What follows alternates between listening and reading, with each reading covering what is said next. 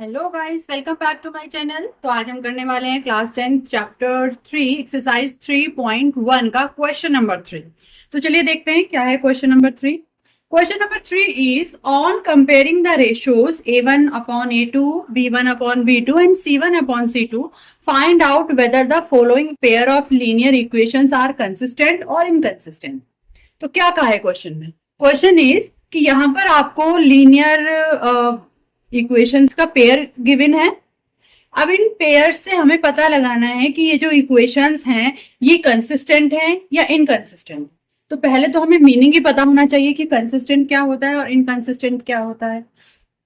देखिए, जब भी हम दो लाइन, ये जो दो इक्वेशंस हैं, इनसे हम जब ग्राफ पर दो लाइन ड्रॉ करते हैं तो अगर वो लाइन दोनों एक पॉइंट पर कट करती हैं तो उसको हम बोलते हैं कि इक्वेशंस जो हैं कंसिस्टेंट है। तो उसके लिए क्या कंडीशन होती है? अगर आपका a1 upon a2 does not equal to b1 upon b2 होगा, इट मीन्स आपकी जो इक्वेशंस हैं वो कंसिस्टेंट होंगी। तो हमें यहाँ यही चेक करना है कि a1 upon a2 does not equal to b1 upon b2 है, तो हम बोल देंगे कि हमारी इक्वेशंस कंसिस्टेंट है। और अगर a1 अपॉन a2 इक्वल है b1 अपॉन b2 के but not c1 upon c2 के, इस कंडीशन में क्या होगा कि दोनों जो लाइंस होंगी इक्वेशन की, वो दोनों लाइन पैरेलल लाइंस होंगी, वो एक भी पॉइंट पे कट नहीं करेंगी। इट मींस वहां कोई सॉल्यूशन होगा ही नहीं। क्योंकि सॉल्यूशन हम कैसे निकालते हैं इक्वेशंस का? अगर हम लाइन ड्रॉ करते हैं तो जिस पॉइंट पर दोनों लाइंस एक दूसरे को कट कर रही होती है वहीं से हमें सॉल्यूशन मिल जाता है। बट जब दोनों लाइन पैरेलल होंगी और एक दूसरे को कट ही नहीं करेंगी तो हमें सॉल्यूशन भी नहीं मिलेगा इक्वेशन का। तो हम यहाँ से चेक कर लेते हैं, रेशोज को चेक कर लेते हैं। देखिए, यहां से हमारा a1 है 3, b1 है 2 and c1 is -5। Got it कि -5 कैसे है? क्योंकि इक्वेशन की जो जनरल फॉर्म होती है हमारी, वो क्या होती है? ax plus by plus c is equal to 0। उसमें कांस्टेंट टर्म इधर होती है और इसमें कांस्टेंट टर्म इधर है। जब हम इसको इधर लेकर आएंगे तो ये -5 हो जाएगा। ऐसे ही जब हम इसको इधर लेकर आएंगे तो ये -7 हो जाएगा। तो यहां से हमारा a2 is equal to 2, b2 is equal to -3 and c2 is equal to -7। अब हम एक बार इनका रेशो चेक कर लेते हैं। a1 अपॉन a2 कितना आएगा? 3 upon 2 and b1 upon b2 2 upon -3, c1 upon c2 -5 upon -7। अभी देखिए, ये a1 अपॉन a2 है 3 upon 2 and b1 upon b2, इस माइनस को हम ऊपर भी लिख सकते हैं -2 अपॉन 3। तो a1 upon a2 does not equal to b1 upon b2। तो कौन सी कंडीशन आ रही है हमारी? ये आ रही है। यहाँ तो हमारा इन दोनों को इक्वल आना चाहिए था ना, बट ये इक्वल नहीं है। अभी दोनों इक्वल नहीं आ रहे हैं, तो इट मीन्स हमारी ये वाली कंडीशन जो है वो सेटिस्फाई हो रही है। इट मीन्स जो पेयर ऑफ लाइंस है are conditions. So here a1 upon a2 does not equal to b1 upon b2. तो हम क्या लिखेंगे फिर? The pair of linear equations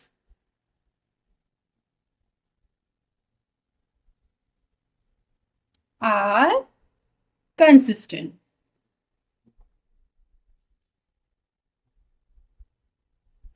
I hope सभी को क्लियर हो गया होगा। चलते हैं नेक्स्ट पार्ट पर। Now the second part is 2x minus 3y is equal to 8 and 4x minus 6y is equal to 9। दो इक्वेशंस गिवन है। फिर से हम इनके रेशियो फाइंड कर लेते हैं। यहां से हमारी a1 की वैल्यू है 2, b1 is -3 and c1 is, इस 8 को इधर लेकर आएंगे -8। ऐसे ही यहाँ पर a2 is equal to 4 and b2 is equal to -6 and c2 is equal to -9। अब हम इनका एक बार रेशो चेक कर लेते हैं। a1 upon a2, a1 is 2 and a2 is 4, so 2 upon 4। b1 upon b2 का रेशो देख लेते हैं, -3 अपॉन -6। c1 अपॉन c2 का रेशो देख लेते हैं, -8 अपॉन -9। अभी देखिए यहाँ से कौन सा रेशो हमें इक्वल दिख रहा है।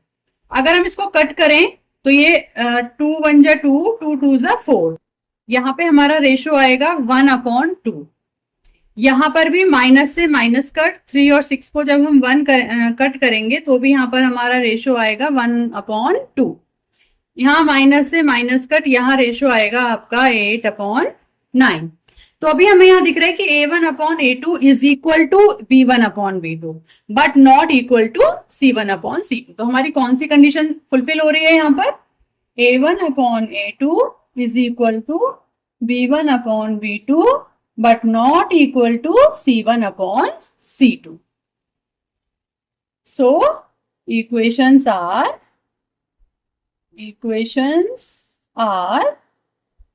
inconsistent.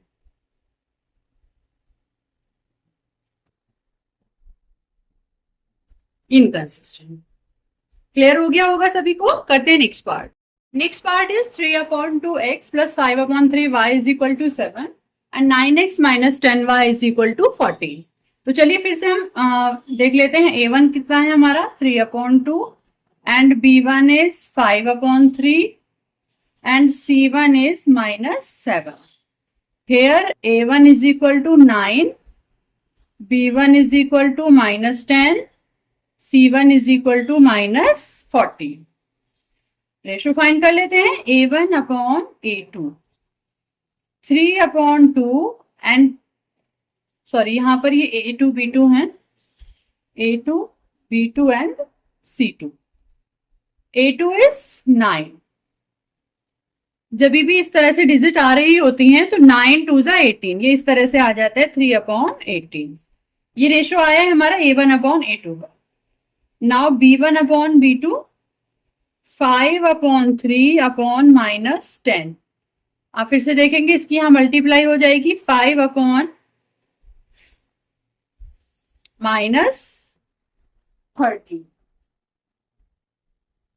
And next is C1 C2 C1/C2। तो क्या होगा? C1 is -7 and C2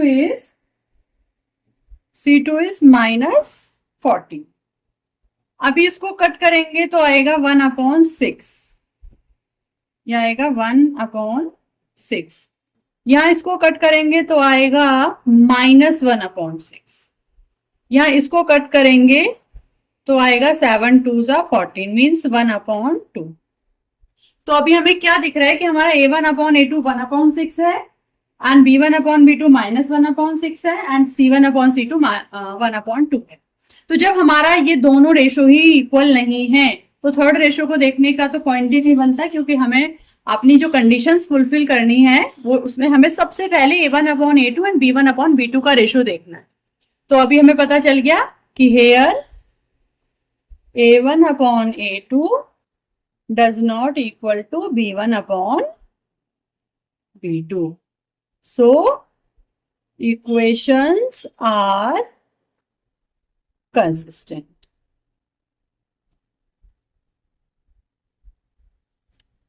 okay, सभी को क्लियर होना चाहिए कंसिस्टेंट क्या होता है। अगर आपकी इक्वेशंस के सॉल्यूशन इस तरह से आ रहे हैं, ये कंडीशन आपकी फुलफिल हो रही है, तो इट मींस जब आप इसको सॉल्व करेंगे तो आपका एक सॉल्यूशन निकल के आएगा।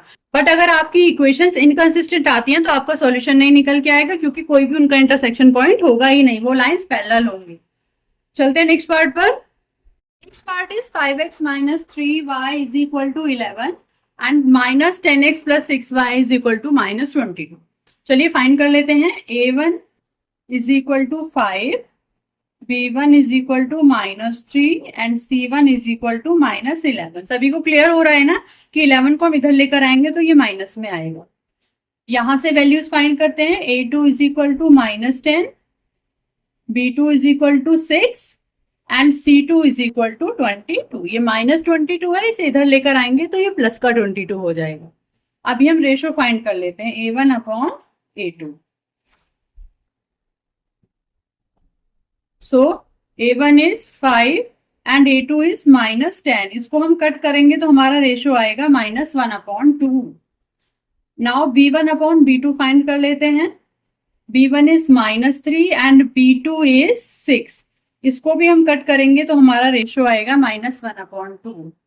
Now C1 upon C2, so C1 is -11 and C2 is 22। इसको भी हम कट करेंगे तो आएगा -1/2। देखिए आपको एक नया केस देखने को मिल गया यहाँ पर हमें क्या मिल रहा है कि A1 upon A2 is equal to 1/2, this is also 1/2 and this is also 1/2, sorry -1/2। तीनों ही रेशियो इक्वल आ रहे हैं, तो ऐसी तो कोई कंडीशन मैंने आपको बताई नहीं है। यहाँ पर क्या है, here A1 upon A2 is equal to B1 upon B2 is equal to C1 upon C2। जब भी ये कंडीशन आ रही होती है तो इट मीन्स ये जो लाइंस हैं, देखिए जब ये डज नॉट इक्वल टू आ रहा था, A1 upon A2 does not equal to B1 upon B2 आ रहा था, तब हमारी लाइंस ग्राफ में एक ही पॉइंट पर कट कर रही थी। बट अगर ये कंडीशन आती है तो हमारी जो लाइंस होंगी वो बहुत सारे पॉइंट्स पे कट कर रही होंगी। इट मींस अगर आप इनका ग्राफ ड्रॉ करके देखेंगे तो ये लाइंस एक के ऊपर एक आ रही होगी, दोनों लाइन एक के ऊपर एक होंगी, बहुत सारे सॉल्यूशंस होंगे, इसके मैनी सॉल्यूशंस होंगे। सो इस कंडीशन में भी हम इसको क्या कहेंगे, कंसिस्टेंट कहेंगे। इनकंसिस्टेंट तो नहीं कह सकते, इनकंसिस्टेंट का मतलब होता है अगर कोई सॉल्यूशन ही ना हो इक्वेशन का, लाइंस कहीं एक दूसरे को कट ही ना कर रही हो। बट इस केस में लाइंस लगभग एक दूसरे के ऊपर होती हैं, बहुत सारे पॉइंट्स पे एक दूसरे को कट कर रही होती हैं, तो हम यहाँ भी इसको बोलेंगे कि इक्वेशंस जो है वो कंसिस्टेंट है। So equations are consistent. I hope clear हो गया होगा। करते हैं next part. Next part is 4/3x plus 2y is equal to 8, 2x plus 3y is equal to 12. So find A1 4/3 and A2 sorry B1, यहाँ से हम A1 B1 C1 की value find कर लेते हैं। B1 is 2 and C1 is -8. Here A2 is equal to 2, B2 3 and C2 is -12. Ratio find करते हैं A1 upon A2। A1 is 4/3 and A2 is 2। फिर वही कंडीशन आ रही है, ये दोनों की मल्टीप्लाई हो जाएगा 4/6। इसको कट करेंगे, 2 2 4, 2 3 6, तो आपका रेशो आया 2/3। B1 अपॉन B2 देखते हैं, B1 upon B2, B1 is 2 and B2 is 3, ये भी रेशियो 2/3 है। एंड C1 चेक कर लेते हैं एक बार, C1 upon C2 -8 upon -12, minus से माइनस कट, 4 2 8, 4 3 12, ये भी रेशियो आपका सेम आया। ये भी 2/3 है, ये भी 2/3 है और ये भी 2/3 है। It means A1 upon A2 is equal to B1 upon B2 is equal to C1 upon C2। तो यहां भी क्या हो गया आपका, so equations are consistent.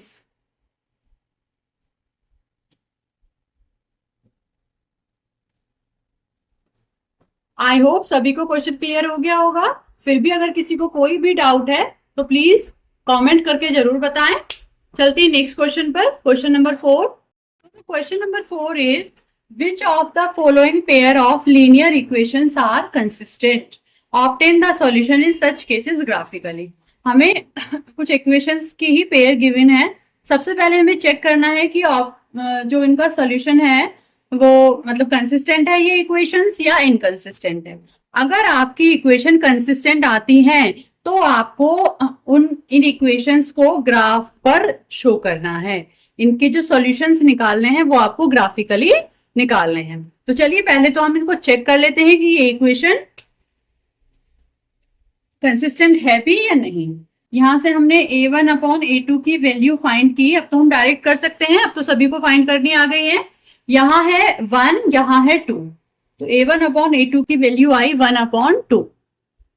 Now B1 upon B2, again यहाँ 1 है, यहाँ 2, 1/2।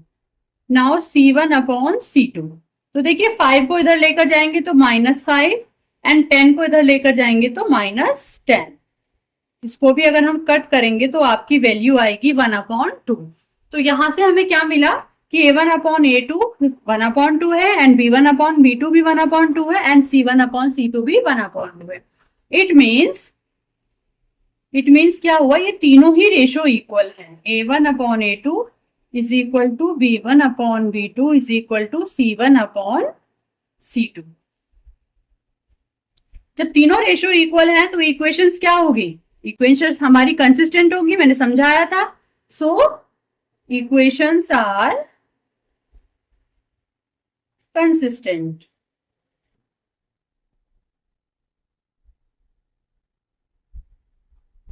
कंसिस्टेंट है तो क्वेश्चन ने बोला था कि अगर आपकी इक्वेशन कंसिस्टेंट आती हैं तो आपको इसके सॉल्यूशन ग्राफिकली फाइंड करने हैं। So we find the solution graphically. So we find solutions graphically. तो देखिए ग्राफिकली सॉल्यूशन के लिए हम क्या करते थे, हम पहले दोनों इक्वेशन से x और y की वैल्यूज फाइंड करते थे। तो सबसे पहले हम x और y की वैल्यूज फाइंड करते, हमने दोनों इक्वेशंस को सेपरेट लिख लिया है। इधर x plus y is equal to 5 and here 2x plus 2y is equal to 10। अब हम क्या करते थे, हम इक्वेशन में किसी एक की वैल्यू फाइंड कर लेते, किसी एक वेरिएबल की। हमने y को इधर रखा, x को हम इधर माइनस में ले गए।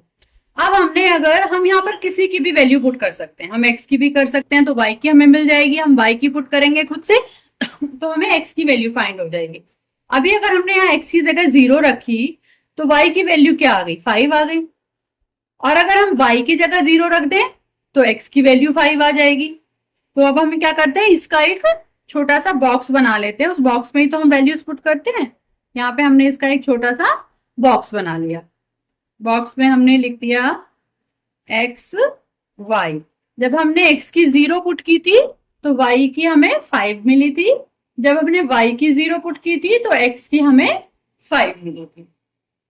Got it. अब हम सेकेंड इक्वेशन का भी ऐसा ही एक बॉक्स बना लेते हैं उसके सॉल्यूशंस फाइंड करके। अब हम कुछ और वैल्यूज थोड़ा डिफरेंट रख लेते हैं। यहाँ पर हमने x और y को 0 0 रखा था, यहाँ पर अगर मैं x की जगह 1 पुट करूं तो 2 1 जा 2, तो यहाँ से y की वैल्यू क्या निकलेगी मेरी, y ये हो जाएगा 2 1 जा 2, 10 minus 2y, 2y is equal to 10 minus 2, 2y is equal to 8, y is equal to निकलेगा मेरा 4। अगर x की वैल्यू 1 की तो y निकला हमारा 4। अगर मैं x की वैल्यू 2 पुट करूं, x की वैल्यू 2 पुट करूंगी तो 2 2 जा 4, 10 minus 2y, 4 is equal to 10 minus 2y। y की वैल्यू आ जाएगी हमारी यहाँ से 10 माइनस 4 6, y की वैल्यू आ जाएगी हमारी यहाँ से 3। y की वैल्यू आई हमारी, y इज इक्वल टू 3। अब इसका भी बॉक्स बना लेते हैं, हम यहाँ पे बना लेते हैं, थोड़ा सा स्पेस हमें दिख रहा है, हम थोड़ा सा एक बॉक्स यहाँ बना लेते हैं। यहाँ पे हमने इसका एक बॉक्स बनाया, यहाँ x यहाँ y। हमने x की वैल्यू 1 पुट की थी तो y की वैल्यू हमें 4 मिली थी, और x की वैल्यू हमने 2 पुट की तो y की वैल्यू हमें 3 मिली। अब हमें दोनों इक्वेशंस के सॉल्यूशन मिल गए हैं, हमें जस्ट इन्हें ग्राफ पे शो करना है। अभी हमें वैल्यूज मिली है, एग्जैक्ट सॉल्यूशन नहीं मिले हैं। सो चलिए हम ग्राफ पे एक बार इनको पॉइंट को कर लेते हैं। x 0 है तो y 5 है, x जब 0 है तो y कितना है हमारा 5 है। तो इट मीन्स एक तो ये वाला पॉइंट हो गया। व्हेन y 0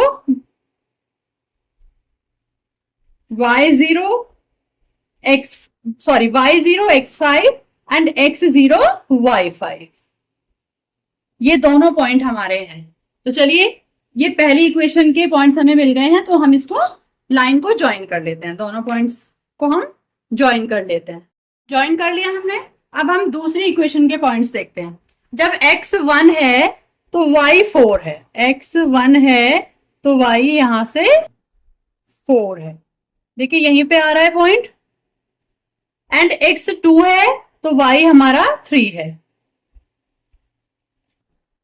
x2 है तो y हमारा 3 है, तो ये भी पॉइंट यहीं पे आ रहा है।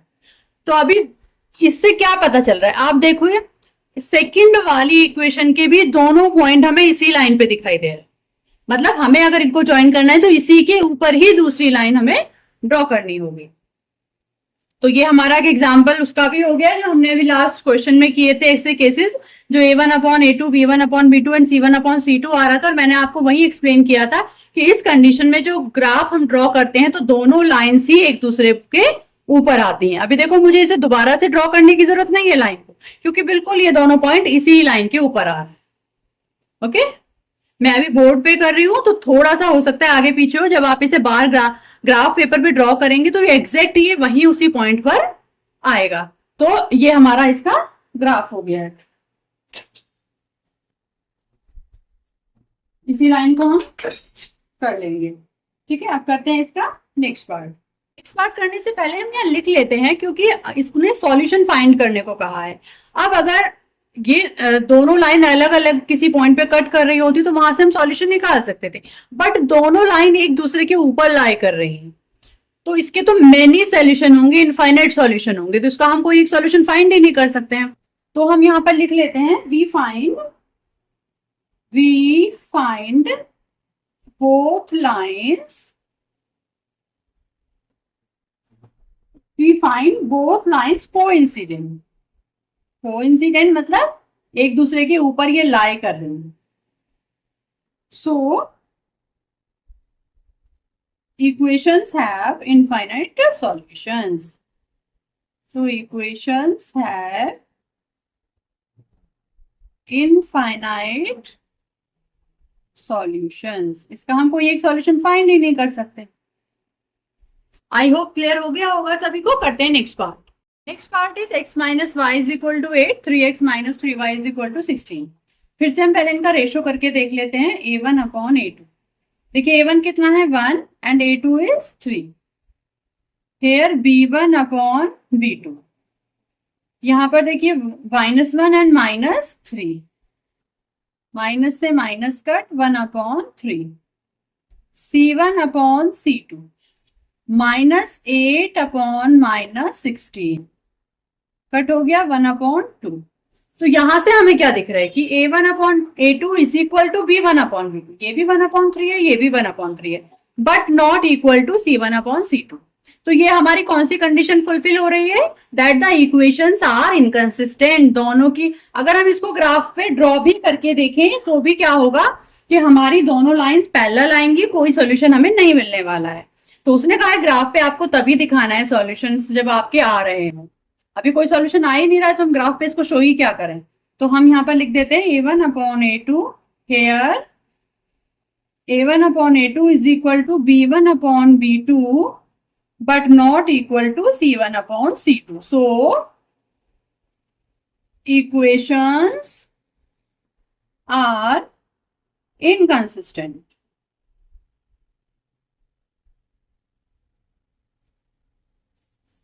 आई होप क्लियर हो गया होगा। करते हैं नेक्स्ट पार्ट।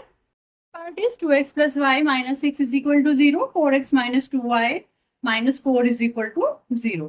So फाइंड कर लेते हैं ratio a1/a2 is equal to 2/4, it means 1/2, b1/b2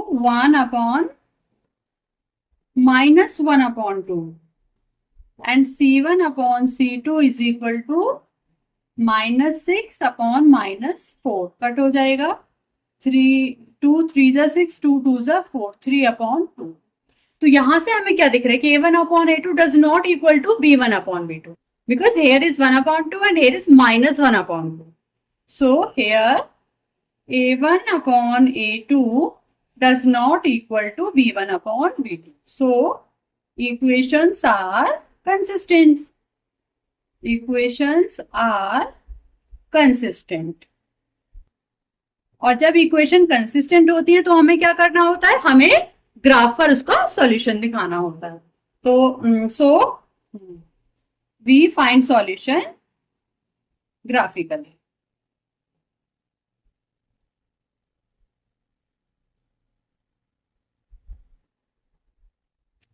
चलिए करते हैं, निकालते हैं इसके solution graphically. Next part is 2x plus y minus 6 is equal to 0 and 4x minus 2y minus 4 is equal to 0। हमने दोनों इक्वेशन को सेपरेट लिख लिया है, इस इक्वेशन को यहाँ लिख लिया है, इसको यहाँ लिख लिया है। उसके बाद हमने इसके सॉल्यूशन फाइंड किए। तो देखिए हम वैल्यूज ऐसे पुट करते हैं जिससे हमें जो दूसरे वेरिएबल की वैल्यू फाइंड हो वो किसी होल नंबर में हो और ऐसी वैल्यू फाइंड हो जो हमें इजी रहे ग्राफ पे ड्रॉ करना। तो मोस्टली हम ना किसी वेरिएबल को 0 रख लें। हमने x को 0 रखा इस इक्वेशन में, अगर मैं x को 0 रख दूं तो ये तो पूरा 0 हो जाएगा, y की वैल्यू 6 फाइंड हो जाएगी। अगर मैं y को ही 0 कर दूं इधर तो x की वैल्यू क्या होगी, 6 इधर माइनस में आ जाएगा, -2 उसके नीचे आ जाएगा, डिवाइड होके आंसर 3 आएगा। इतनी वैल्यूज तो आप लोग फाइंड कर सकते हैं, तो इसलिए मैं इसको खोल के नहीं करके दिखा रही हूँ आपको। फिर भी अगर किसी को कोई प्रॉब्लम हो तो आप लोग कमेंट कर सकते हैं।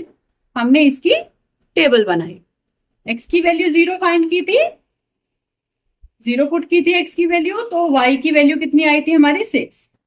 व्हेन y को हमने 0 लिया था तो x आया था हमारा 3। ऐसे ही इधर अगर हम ये इक्वेशन हमने लिखी, 2y को हम पॉजिटिव में ले आए, बाकी सब इधर ही रहा। अगर मैं इसमें x को 0 रख दूं तो ये 0 हो गया, 2 इसके डिवाइड में जाएगा तो y की वैल्यू -2 आएगी। और अगर y को ही 0 रख दें तो ये 4 इधर पॉजिटिव आ जाएगा और 4 से 4 डिवाइड होके 1 आ जाएगा। तो इसकी भी हम एक छोटी सी टेबल बना ही लेते हैं। x y, जब x को 0 रखा तो y -2, y को 0 रखा तो x 1। अब इसको हमें ग्राफ पे शो करना है। तो देखिए x को जब x 0 है तो y कितना है 6, जब x 0 है तो y कितना है यहाँ पर 6। When y 0 so x is 3, it means ये दोनों पॉइंट मिले तो इनको हम ज्वाइन कर लेते हैं। ज्वाइन कर लिया। अब हम इसका नेक्स्ट पार्ट देख लेते हैं। जब x 0 है तो y है आपका -2। y 0 हमने पुट किया था, यहाँ हमने y को पुट किया था, y को हमने 0 पुट किया था तो x हमारा 1 आया था। अभी जब y 0 है तो x है हमारा 1, इट मीन्स ये दोनों पॉइंट हमें मिले, हमें इनको ज्वाइन करना है। तो इसको ज्वाइन कर ले, ज्वाइन कर लिया इस लाइन को भी। अभी हम देखेंगे कि ये दोनों जो लाइंस हैं एक दूसरे को इस पॉइंट पे कट कर रही हैं। तो यहाँ पर हम देखेंगे कि x की वैल्यू क्या है और y की वैल्यू क्या है। हमने देखा यहाँ से x की वैल्यू भी 2 है हमारी और y की वैल्यू भी 2 है। तो हमें मिल गए सॉल्यूशंस यहाँ से। तो हम कैसे लिखेंगे,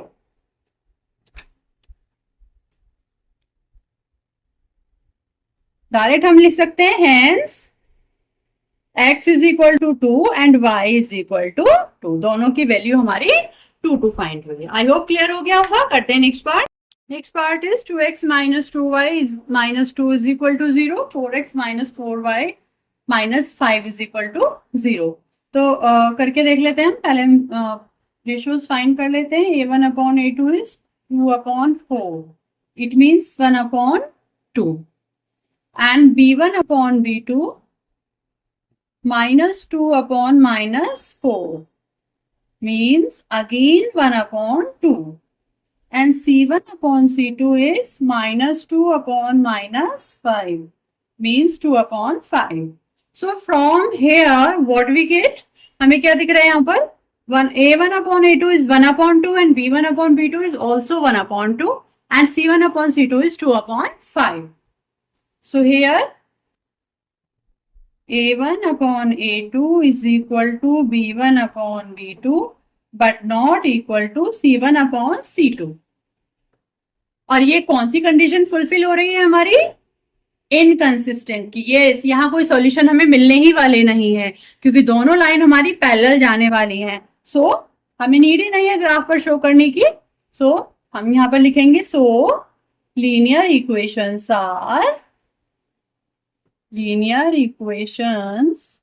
आर इनकंसिस्टेंट।